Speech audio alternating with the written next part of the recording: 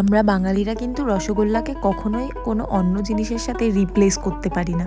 তো আজকে বাড়িতেই এভাবে রসগোল্লা কি করে বানাবো তোমাদের সাথে শেয়ার করছি।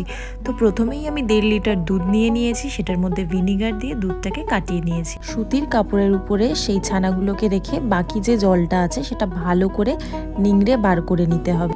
জল ঝরিয়ে ছানাটাকে ভারী জিনিস দিয়ে 10 মিনিট মতন চেপে রাখার পরে হাত দিয়ে ভালো করে মেখে নিতে হবে। সেটার মধ্যে তারপরে একটু পাউডার দুধ, বেকিং পাউডার আর একটু চিনি দিয়ে ওটাকে আবার হাত দিয়ে মেখে নিতে হবে। ফ্লেভারের জন্য আমি এখানে ভ্যানিলা এক্সট্রাক্ট ইউজ করেছি, তোমরা চাইলে নাও করতে পারো। আর কিছুটা ছানা সরিয়ে রেখেছিলাম, সেটার মধ্যে আমি পিঙ্ক ফুড কালার দিয়েছি যাতে একটু কালারফুল হয়। দেখো কি সুন্দর লাগছে না? দেখো এদিকে কিন্তু আমার সব রেডিও হয়ে গেল।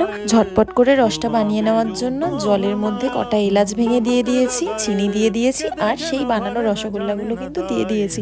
দেখো কি সুন্দর কালারফুল হয়েছে না? আমাদের রসগোল্লা কিন্তু রেডি।